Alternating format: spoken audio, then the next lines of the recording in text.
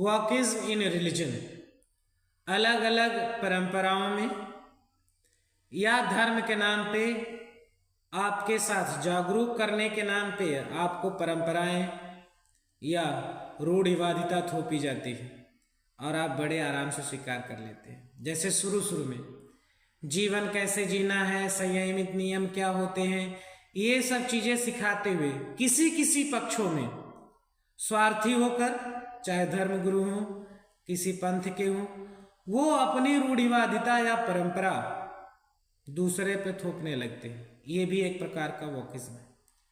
उनका कर्तव्य है, एक गुरु का धर्म होता है कि वास्तविकता से परिचित कराए, जीवन के क्या मूल्य हैं उनको समझाए, जो अलग अलग उम्र के पड़ाव हैं उनमें उचित कर्म अनुचित कर्म क्या है समझाएं, उनके प्रभाव दुष्प्रभाव को समझाते हुए धर्म का एक्सप्लेनेशन करें।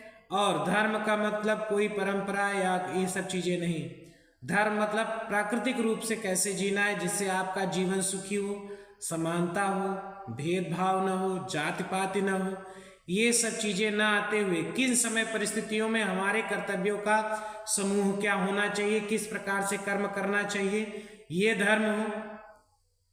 जैसे कई चीजें देखी जाती हैं कि धर्म के नाम पे बताते हैं हाँ ऐसे जीवन जीना चाहिए, क्या खाना चाहिए, क्या नहीं पीना चाहिए, अच्छी बात है। जागरूकता से शुरुआत करेंगे कि एक जीवन में क्या उचित होना चाहिए, क्या अनुचित होना चाहिए। लेकिन धीरे धीरे वही लोग जब कुछ क्रिटिकल सिचुएशन पे आते हैं, जहाँ कास्टिज्म पे आ जाते हैं, तो तुरंत कहते हैं अरे कास्ट ऐसा वैसा है। सबसे पहले एक मैं वीडियो बनाया हूँ, बायोलॉजिकल क्लासिफिकेशन ऑफ एवरीवन या ह्यूमन बींग्स। जैसे एनिमल का बायोलॉजिकल क्लासिफिकेशन होता है, उससे हम उसके गुणों को या उस स्पीसीज के स्पेसिफिक कैरेक्टर को समझते हैं, वैसे ही हमारे जो पहले के ऋषि थे बायोलॉजिकल क्लासिफिकेशन इंसान का किए थे। हालांकि जो मैं वीडियो बनाया हूँ वो बहुत शॉर्ट में है, इसमें और ज़्यादा डेवलप बायोलॉजिकल क्लासिफिकेशन हुआ है। लेकिन उसमें जाके जब आप देखेंगे जो आपको कास्ट कहा जा रहा है वो एक्चुअल में जाति नहीं होता। वो जात की अगर बात करें तो जात केवल इंसान की एक है, मानव जाति। जो आपको वो जात के नाम पे बताया जाता है वो आपका वंश है, जिसे हम फैमिली कहते हैं।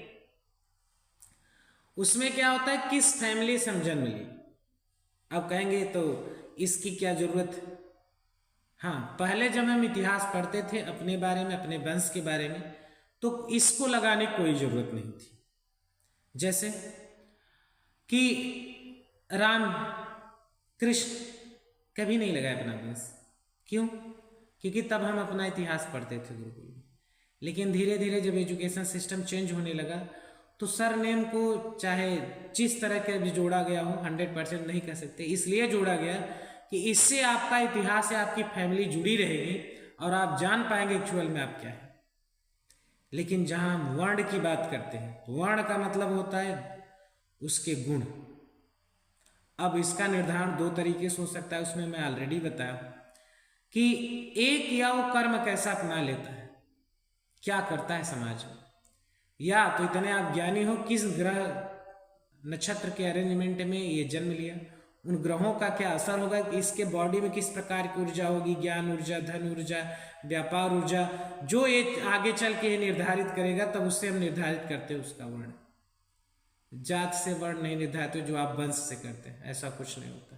कई ऐसे आपको वंश या फैमिली मिल जाएंगे जिसे हम गोत्र कह सकते हैं, उससे निर्धारण होता है। एक ही गोत्र अलग अलग क्षत्रिय ब्राह्मण में मिल जाता है, कुछ वैश्य ब्राह्मण में मिल जाता है। क्यों? क्योंकि वर्ण व्यवस्था जो थी वो कर्म पे आधारित था। इसका भी रिसेंटली कुछ दिन पहले वीडियो बनाए थे जिसमें कृष्ण जी कहते हैं कि वर्ण का निर्धारण या जो निर्माण है मैंने खुद किया है और ये इंसानों के गुण धर्म के आधार पर किया है। हाँ, अब वंश के हिसाब से कि वंश पढ़ना क्यों जरूरी है? क्योंकि अगर हम अपने में इम्प्लीमेंट नहीं करते, नॉर्मल अपने पारिवारिक परंपराओं से आगे बढ़ते वही सीखते हैं, तो हमारे अंदर वे सभी गुण होंगे जो उस वंश में होते हैं। लेकिन अगर हम अपने आप का डेवलप करने की कोशिश करते हैं तब हमारा वर्ण परिवर्तित होता है, हमारा वंश तो वही रहेगा, वर्ण परिवर्तित होता है क्योंकि कर्म परिवर्तित हुआ और उसके हिसाब से आपके वर्ण का निर्धारण होता है। और कोई भी वर्ण अच्छा खराब ऊंच नीच नहीं है। यहाँ तो ब्राह्मण में भी ऊंच नीच बताते हैं, ऐसा कुछ नहीं, सबका अलग अलग त्याग है। अगर मैं शास्त्र के हिसाब से बात करूं तो ब्रह्मा से सप्तर्षि हुए, उन्हीं सप्तर्षि से सभी वर्ण बने, चाहे जिस वर्ण के, और सप्तर्षि ब्राह्मण थे तो उनसे अलग अलग अछूत ये सब जो आप बोल देते हैं, यही वोकिज्म के नाम पे, चाहे बाबा लोग हो कोई भी, कैसे हो गए? क्योंकि किसी कर्म अच्छा हुआ, जय जो भी। और 7 ब्राह्मण में से किसी ने क्षत्रिय धर्म अपनाया, किसी ने वैश्य धर्म, किसी ने शूद्र धर्म, किसी ने ब्राह्मण धर्म। क्यों? उनका समाज का त्याग से थे सभी ज्ञानी, समाज के कल्याण के लिए उन्होंने ऐसा कर्म अपनाया और सभी कर्म अपने में श्रेष्ठ। शूद्र वर्ण को इतना ये लोग बेकार बना दिए कि कहने में, सुनने में, हर चीज़ों में घृणा आती है, इतना इसका एडवर्टीजमेंट किए, जबकि उसका मतलब होता है कि सर्विस, सेवा करने वाला। जो आप जॉब्स करते या सर्विस सेक्टर में काम करते हैं, वो सब चीज़ें, इन सब चीज़ों में जो आते हैं उनका ये वर्ण निर्धारित था।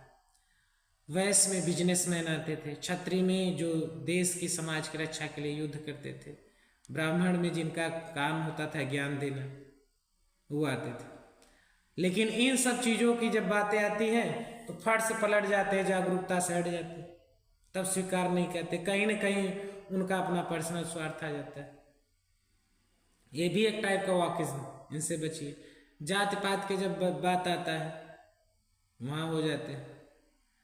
अगर मैं एक बार ये मान भी लूँ कि जो वर्ण निर्धारण है या पूजनीय चीज़ें जो होती हैं वर्ण के आधार पे, जो जिस तरह से वो जात के आधारित करते हैं, तो वही जो ब्राह्मण हैं वही कृष्ण जी की पूजा करते हैं, जो यादव थे, राम जी करते हैं, जो क्षत्रिय थे उनसे वर्ण में तो नीचे हैं, तब तो उन्हें पूजा नहीं करना चाहिए।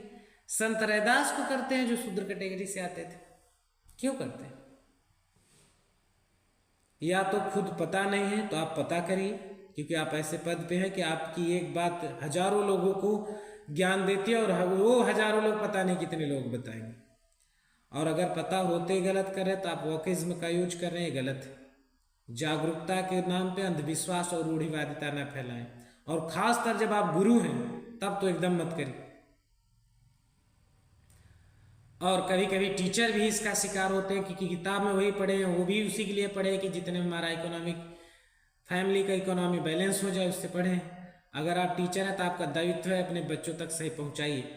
शिव जी ही हलाहल क्यों पिए थे, विष का पान क्यों किए थे? क्योंकि वो आदि गुरु कहे जाते हैं। समाज में ऐसी बहुत बुराइयां होगी, आपके साथ भी घटेंगी, लेकिन जरूरी नहीं कि वो अपने स्टूडेंट के साथ भी होने दो।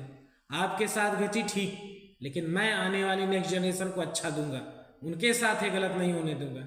मैं मेहनत करूंगा, जो गलत चीजें हैं उनको सही सामने लाऊंगा, या ऐसी चीजें हो सकता है सही हो गलत हो, ये भी मैं सामने लाऊंगा।